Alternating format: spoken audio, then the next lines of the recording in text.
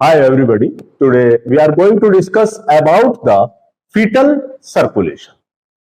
देखिए फीटल लफ्ज आया है यहां पर, तो यहां पर यह समझना जरूरी है कि फीटस कहते किसको है। फीटस यानी कि जो चाइल्ड या जो बच्चा अभी मां के यूट्रस के अंदर, मदर के यूट्रस के अंदर डेवलपिंग एज में है, विकसित अवस्था में होता है, तो उसी को हम क्या कहते हैं, फीटस का नाम देते हैं।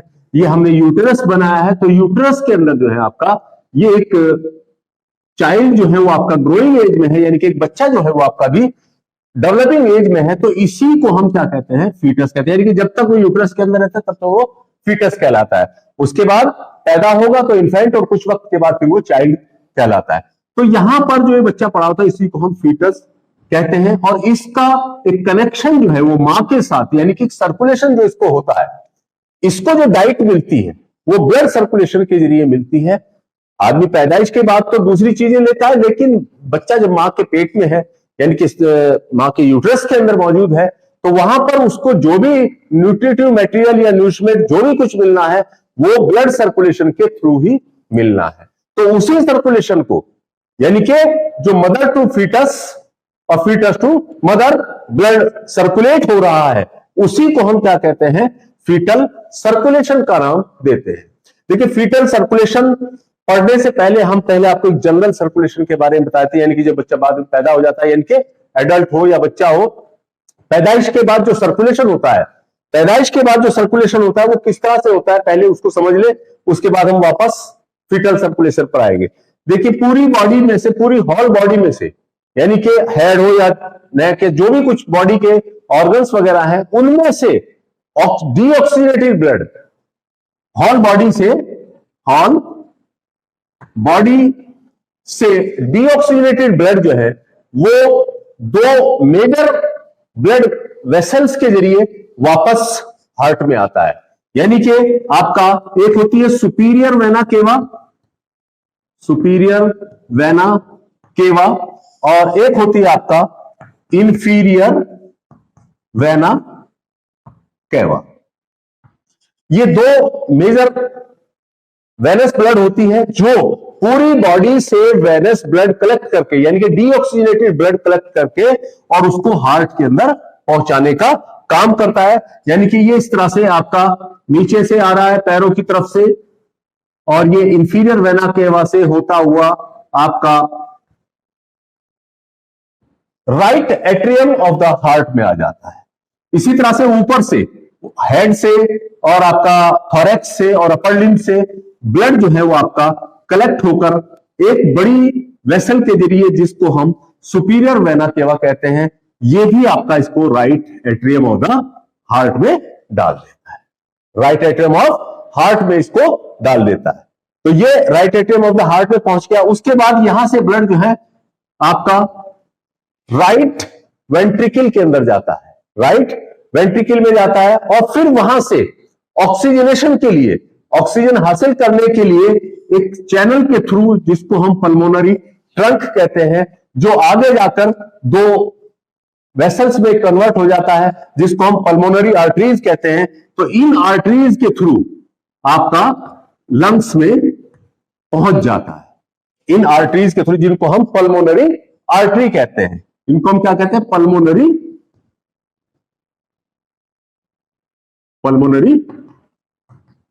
आर्टरी।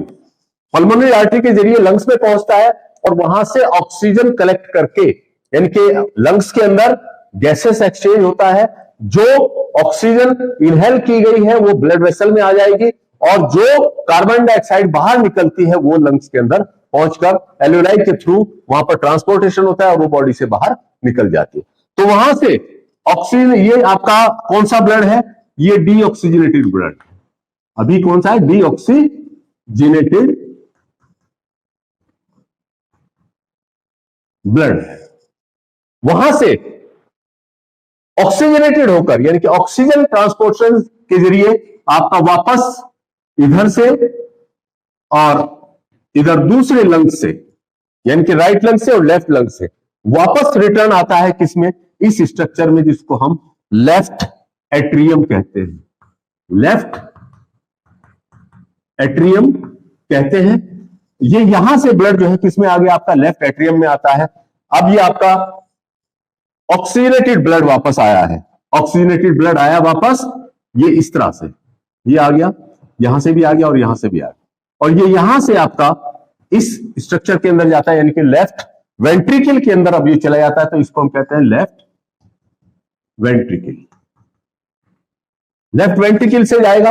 अब लेफ्ट वेंट्रिकल से ये आपका एक बड़ी मेजर वेसल के थ्रू, जिसको हम ऑर्टा कहते हैं, ऑर्टा कहते हैं, उसके ब्लड थ्रू जो है ब्लड आपका पूरी बॉडी के अंदर ऑक्सीजनेटेड ब्लड जो है वो आपका सर्कुलेट हो जाता है, ऑक्सीजनेटेड ब्लड सर्कुलेट हो जाता है। उसके बाद फिर उसी तरह से वो रिटर्न होता है, यानी कि डीऑक्सीजनेटेड ब्लड सुपीरियर और इंफीरियर वेना केवा के थ्रू पूरी बॉडी से डीऑक्सीजनेटेड ब्लड जो है वो आपका सुपीरियर वेना केवा और इंफीरियर वेना केवा के थ्रू कलेक्ट होकर आपका राइट एट्रियम में आता है, राइट एट्रियम में, और वहां से राइट एट्रियम से राइट वेंट्रिकल में आता है, राइट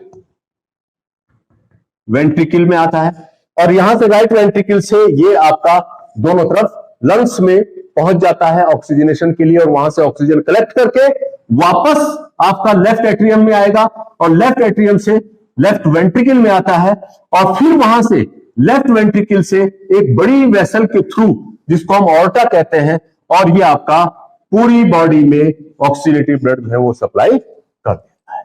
तो ये एक जनरल सर्कुलेशन है, एक जनरल सर्कुलेशन है, यानी कि पैदाइश के बाद जो सर्कुलेशन होता है ये जनरल सर्कुलेशन है। फीटल सर्कुलेशन में हम बता रहे हैं आपको फीटल सर्कुलेशन। फीटल सर्कुलेशन में क्या होता है, क्योंकि बच्चे को ऑल ब्लड सप्लाई जो है, ऑल न्यूट्रिएंट मटेरियल्स जो है वो मां के ब्लड से ही बच्चे के अंदर जाने हैं, तो उसमें कुछ स्पेशल चैनल्स जो है वो आपका फॉर्म होते हैं। देखिए फीटल सर्कुलेशन में कुछ स्पेशल चैनल्स होते हैं जो जनरल सर्कुलेशन से फीटल सर्कुलेशन को डिफर करते हैं। इसमें देखिए होता क्या है, क्योंकि अभी मैंने पहले बताया कि बच्चे को तमाम न्यूरिशमेंट मां के ब्लड से मिलना है, और उसके मोस्टली फंक्शन जो है वो मोस्टली ऑर्गन्स जो है, फीटस के मोस्टली ऑर्गन्स जो है वो आपका सिर्फ डेवलपिंग स्टेज में होते हैं, not in functioning stage. Functioning stage में नहीं होते हैं। फंक्शनिंग स्टेज में कब आते हैं, जब उसकी पैदाइश हो जाती है या ड्यूरेशन पूरा उसका 9 मंथ जो है वो आपका पूरा हो जाते हैं। तो फीटल सर्कुलेशन में आपका बच्चा जो है, मैंने आपको बताया था कि जो बेबी होता है वो मां के साथ एक स्पेशल स्ट्रक्चर के साथ कनेक्ट रहता है, तो ये कनेक्शन है बीच में, जिसको हम आपका अम्बलाइकल कोड कहते हैं।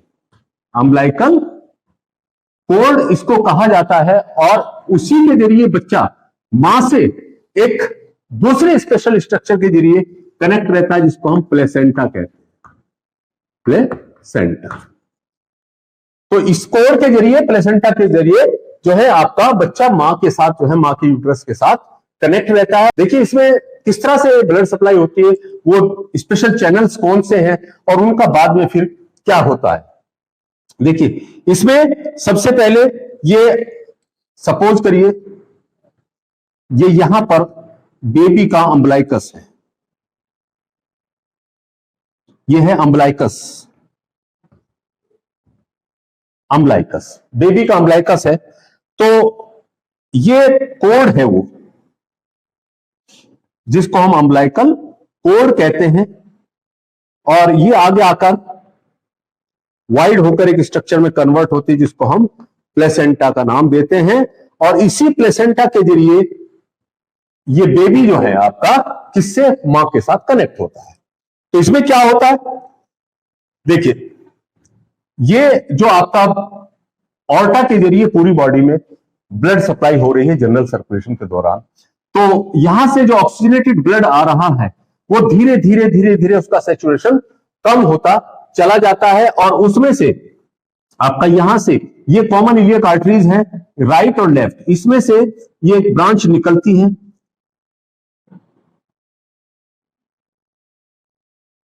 एक लेफ्ट से और एक राइट से,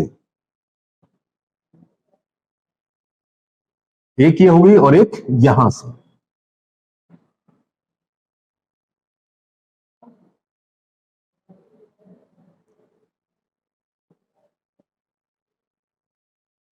तो these arteries are called the right and left umbilical arteries.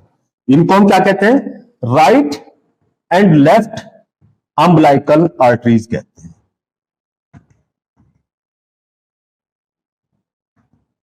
Right and left umbilical arteries, ये आपका अम्बलाइकस से होते हुए बाहर आएंगी और इस कोड के साथ साथ रन करते हुए प्लेसेंटा तक पहुंचती है। ये राइट और लेफ्ट जो अम्बलाइकल आर्टरीज हैं, ये इस तरह से इस कोड के साथ साथ प्लेसेंटा पर पहुंचती है और यहां प्लेसेंटा पर कोरियोनिक विलाई होती है। इसमें प्लेसेंटा के अंदर कोरियोनिक विलाई, कोरियोनिक आर्टरीज होती है। यहां से इन अम्बलाइकल आर्टरीज के जरिए जो ब्लड बच्चे से मां की तरफ जा रहा है वो लेस ऑक्सीजनेटेड होता है, लेस ऑक्सीजनेटेड होता है, जिसमें आपका 58% ऑक्सीजन सैचुरेटेड ब्लड होता है। ऑक्सीजन सैचुरेटेड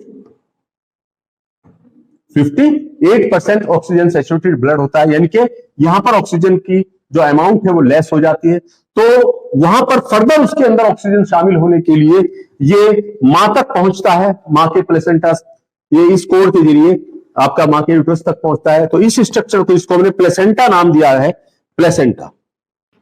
प्लेसेंटा, इसमें कोरियोनिक विलाई और कोरियोनिक आर्टरीज वगैरह होती है कि मोर ऑक्सीजनेटेड ब्लड जो है वो इसके अंदर शामिल होगा और फिर एक मेन वेन बनकर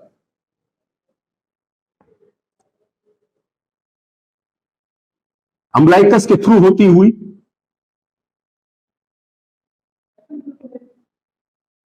अंदर जाती है, जो कि आपका लीवर तक पहुंचती है पहले, और यहां से ब्लड जो है रिटर्न होगा, जो 80% ऑक्सीजन सैचुरेटेड ब्लड लेकर आपका वापस अंदर जाएगा और यहां पर लीवर के पास आकर इसमें से लिटिल ब्लड लीवर के इनसाइड चला जाएगा। जो लीवर के साइनोसाइड्स वगैरह हैं उनमें लीवर के न्यूरिशमेंट के लिए लीवर के अंदर चला जाएगा और एक स्पेशल कनेक्शन के जरिए, यहां पर एक स्पेशल कनेक्शन है, ये इस स्पेशल कनेक्शन के जरिए, जिस स्पेशल कनेक्शन को हम डक्टस वेनोसस कहते हैं, इसको हम क्या कहते हैं? डक्टस वेनोसस कहते हैं। डक्टस वेनोसस, ये क्या कहलाता है? डक्टस वेनोसस कहलाता है। और इसमें से लिटिल ब्लड तो चला गया लीवर के अंदर ताकि जो उसमें न्यूरिशमेंट उसका हो सके, और फिर यहां से डक्टस वेनोसस जो है आपका इंफीरियर वेना केवा के अंदर जाके शामिल हो जाती है। यानी कि ये ज्यादा ऑक्सीजनेटेड ब्लड जो है फिर डायरेक्ट किसमें डालता है? इस इंफीरियर वेना केवा के अंदर डाल देता है और यहां से ये ब्लड यहां पर मिक्स हो गया नीचे से आने वाले ब्लड के साथ। जो डिऑक्सीनेटेड ब्लड नीचे से आ रहा है, यानी कि पैरों की तरफ से ब्लड कलेक्ट होके आ रहा है, डिऑक्सीनेटेड ब्लड, ये इसमें से फिर मोर ऑक्सीजनेटेड ब्लड जो है इसके अंदर यहां पर शामिल हो जाता है इंफीरियर वेना केवा में, और फिर ये यहां से होता हुआ सीधा आपका right atrium of the heart में पहुंचता है। Right atrium of the heart में पहुंचता है और उधर ऊपर से सुपीरियर वेना केवा से डीऑक्सीजनेटेड ब्लड आ रहा है। देखिए जो नीचे से ब्लड जा रहा है इसमें ऑक्सीजन सैचुरेशन ज्यादा है, यानी कि 80% के तकरीबन जो है इसके अंदर ऑक्सीजन ज्यादा होगी, ऊपर से आने वाले में कम होगी। अब ये क्या करेगा? जैसे ही राइट एट्रियम में एंटर होता है तो यहां ये जो एक पर्दा है बीच में, यहां पर राइट एट्रियम और लेफ्ट एट्रियम के बीच में, तो यहां पर एक ओपनिंग होती है। पैदाइश से पहले फीटस के अंदर यहां पर एक सेप्टम होता है जिसको हम सेप्टम सेकंडम बोलते हैं।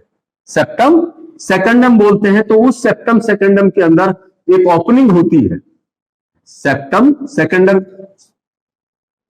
ये सेप्टम सेकंडम है, सेप्टम सेकंडम। इसके अंदर एक ओपनिंग होती है, ये जो राइट एट्रियम को लेफ्ट एट्रियम के साथ डायरेक्ट कनेक्ट कर रही है, तो इस ओपनिंग का नाम होता है फोरामेन ओवेल। Foramen ovale. यहां पर एक दूसरा पर्दा होता है जिसको हम सेप्टम प्राइमम कहते हैं, सेप्टम प्राइमम।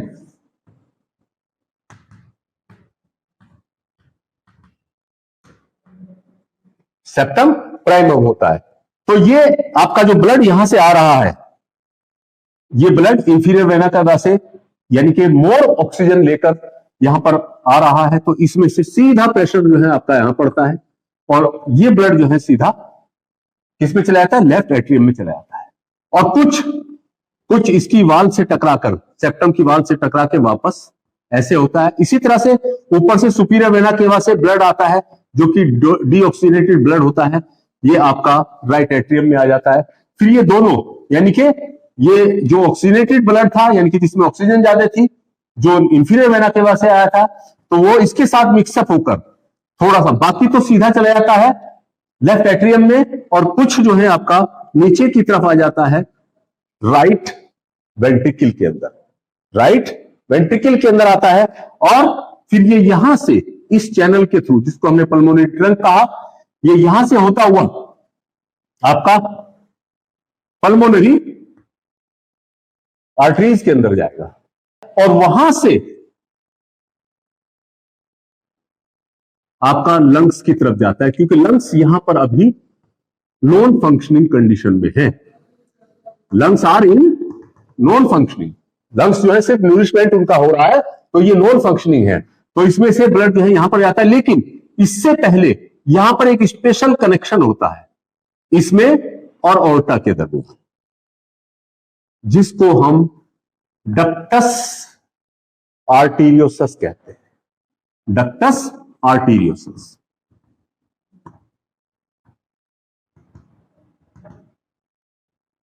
डक्टस आर्टीरियोसस, तो यानी कि इसमें हॉल ब्लड आगे लंग्स की तरफ से कितना जाता है ताकि उसका न्यूरिशमेंट हो सके।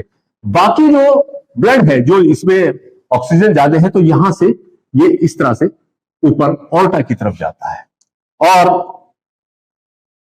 वहां पर जाकर ये ऑर्टा के ब्लड के अंदर जो है वो आपका शामिल हो जाता है। और यहां पर जो आपका राइट एट्रियम से ब्लड लेफ्ट एट्रियम में आया था, ये यहां से होता हुआ आपका लेफ्ट वेंट्रिकल में आता है और लेफ्ट वेंट्रिकल से होता हुआ फिर उसी चैनल से यानी कि ऑर्टा के जरिए जो है आपका आगे की तरफ बढ़ता है। और यहां पर ये आपका ब्लड जो है कैसा है, मोर ऑक्सीजनेटेड ब्लड है। यहां से ये होता हुआ ऑर्टा से ऊपर बढ़ता है, तो जब ये यहां पर डक्टस आर्टेरियोसस के पास पहुंचता है, यानी कि इस कनेक्शन के पास, जो एक कनेक्शन इसमें नया बना है, तो इस कनेक्शन पर पहुंचता है, तो इसमें से कुछ ब्लड सीधा फिर इसके अंदर मिक्सअप हो जाता है, यानी कि कुछ जो डीऑक्सीजनेटेड ब्लड होगा वो इसके अंदर मिक्सअप हो जाएगा और ये मोर ऑक्सीजनेटेड ब्लड धीरे धीरे आपका सप्लाई देता हुआ आगे की तरफ बढ़ता चला जाता है। तो इस तरह से फिर ये होल बॉडी टिश्यूज के अंदर जो है अपना जो ऑक्सीजन वाला ब्लड लेकर आया है वो आगे की तरफ सप्लाई देता चला जाता है।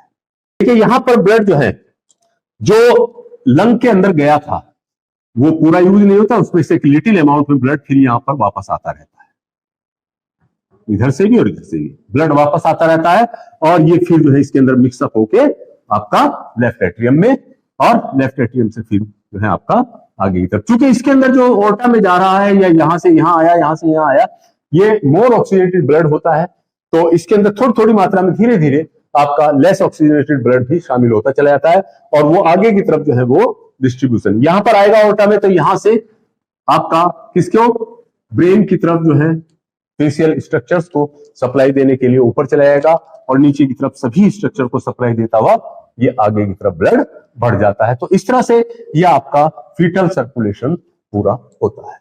देखिए यहां पर गौर करिए कि 5 जगह मिक्सिंग होती है ऑक्सीजनेटेड और मतलब मोर ऑक्सीजनेटेड ब्लड की और लेस ऑक्सीजनेटेड ब्लड की। कहां कहां होती है? नंबर 1 इस साइड पर, यानी कि जो अम्बिलिकल वेन आ रही है जो लीवर पर पहुंचती है, लीवर में से थोड़ी सी ब्रांच जो है अंदर चली जाती है, तो यहां पर एक मिक्सिंग होती है। नंबर 1 एक मिक्सिंग कहां होती है?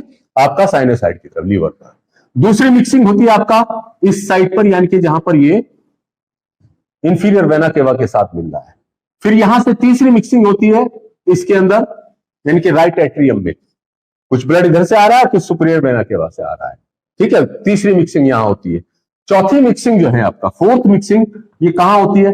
जो लंग्स से लिटिल ब्लड यहां पर आता है लेफ्ट एट्रियम में, यानी कि मोर ऑक्सीनेटेड और लेस ऑक्सीनेटेड यहां पर मिक्सिंग होता है।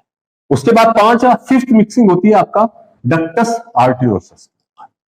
डक्टस आर्टियोसस, ये तो इस तरह से ये 5 जगह पर मिक्सिंग होती है और ब्लड जो है वो आपका मोर ऑक्सीनेटेड ब्लड लेस ऑक्सीजन में शामिल होता हुआ आगे की तरफ बढ़ता चला जाता है। तो ये फिर पूरी बॉडी को सप्लाई दे देता। तो यहां पर इस तरह से ये आपका फीटल सर्कुलेशन, ये आपका राइट इलियक और लेफ्ट कॉमन इलियक आर्टरीज से 2 ब्रांच निकलती है।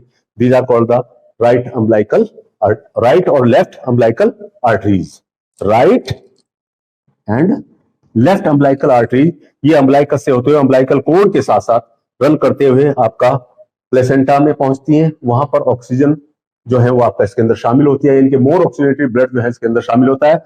जब ये यहां से आ रही होती है तो इसके अंदर सिर्फ 58% ऑक्सीनेटेड ब्लड होता है, और जब ये वापस जाती है यहां से ऑक्सीजन लेके मां के ब्लड से, तो ये 80% ऑक्सीजन सैचुरेटेड ब्लड जो है इसके अंदर शामिल होता है। फिर एक वेन कीजिए जिसको हम आपका अम्बिलिकल वेन कहते हैं, अम्बिलिकल वेन कहते हैं। इसके जरिए ब्लड होता हुआ आपका लीवर तक पहुंचता है। कुछ ब्लड उसमें से लीवर के अंदर चला जाता है, और कुछ ब्लड जो है एक स्पेशल बाईपास चैनल होता है जिसको हम डक्टस वेनोसस कहते हैं, उसके जरिए आपका इंफीरियर वेना केवा के अंदर शामिल हो जाता है, मोर ऑक्सीनेटेड ब्लड शामिल हो जाता है। यहां से साइनस, जो लिटिल ब्लड होगा वो लीवर में जाएगा साइनोसाइड्स में, और यहां से डक्टस वेनोसस के जरिए आपका कहां चला जाएगा? इंफीरियर वेना केवा के अंदर चला जाता है। फिर वहां से होता हुआ ये राइट एट्रियम में पहुंचता है। फिर वहां से राइट एट्रियम से एक स्पेशल यहाँ पर फोरामेन होता है पैदाइश से पहले, जिसको हम फोरामेन ओवेल कहते हैं, और ये फोरामेन ओवेल से होता हुआ लेफ्ट एट्रियम में जाता है। यहां पर राइट एट्रियम में ऊपर से सुपीरियर वेना केवा से आकर थोड़ा सा ब्लड जो है इसके अंदर मिक्स होता है, और फिर उसमें से कुछ ब्लड नीचे चला जाता है। राइट एट्रियम से आपका पल्मोनरी ट्रंक के थ्रू, पल्मोनरी आर्टरीज के थ्रू आपका लंग्स की तरफ जाता है। वहां पर लंग्स की तरफ जाते वक्त उसमें ऑर्टा के पास एक स्पेशल कनेक्शन होता है जिसको डक्टस आर्टियोसस कहते हैं। तो कुछ ब्लड जो है आपका इसमें से ऑर्टा के अंदर फिर मिक्सअप हो जाता है, और जो यहां से फोरामेन ओवेली से लेफ्ट एट्रियम में आया था वहां से लेफ्ट वेंट्रिकल में आता है, फिर ऑर्टा के जरिए होता हुआ आगे बढ़ता है। तो यहां पर डक्टस आर्टियोसस के पास आकर इसमें मिक्सअप होकर फिर ये आगे की तरफ सप्लाई देता चला जाता है। तो इस तरह से ये आपका सर्कुलेशन पूरा हो जाता है। यहां पर देखिए आफ्टर बर्थ, पैदाइश के बाद क्या क्या चेंजिंग आएगी, जो स्ट्रक्चर स्पेशल चैनल्स थे वो उनका क्या होगा। तो देखिए क्या होता है कि जैसे बच्चा पैदा होता है तो यहां से अम्बिलिकल कोर्ड को कट कर दिया जाता है। अम्बिलिकल कोर्ड को कट करके लिगेट कर देते हैं इधर भी और इधर भी, ठीक है। तो जब ये लिगेट हो जाएगा तो यानी कि यहां से सप्लाई बंद हो जाएगी। तो जब ये सप्लाई बंद हो जाएगी तो इसके अंदर जो अम्बिलिकल वेन है फाइब्रोटिक चेंज आएगा। फाइब्रोटिक चेंज आकर ये अम्बिलिकल वेन एक लिगामेंट में कन्वर्ट हो जाएगी, जिसका नाम अब हो जाएगा लिगामेंटम टेरेस। लिगामेंटम टेरेस इसको कहा जाएगा। अब ये स्ट्रक्चर चूंकि सप्लाई नहीं है तो यहां पर ये लिगामेंटम टेरेस। अब ये डक्टस वेनोसस में भी सप्लाई खत्म हो जाएगी तो ये भी कन्वर्ट हो जाएगा एक दूसरे लिगामेंट में, जिसको हम लिगामेंटम वेनोसम कहेंगे। अब इसको हम क्या कहेंगे? लिगामेंटम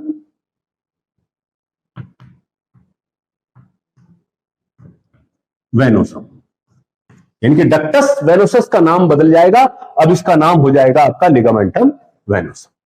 इसी तरह से जब हम आगे की तरफ बढ़ते हैं तो ये स्ट्रक्चर है फोरामेन ओवेल। फोरामेन ओवेल अगर ये खुला रहा तो दिक्कत होगी।